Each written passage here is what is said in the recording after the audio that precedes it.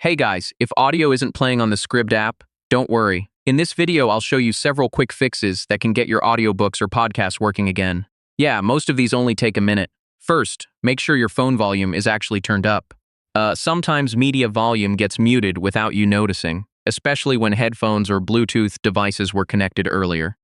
Next, disconnect any Bluetooth headphones or speakers you're not using. Your audio could still be routing to another device in the background. Now fully close the Scribd app and open it again. Sometimes the audio player freezes and restarting the app fixes playback immediately.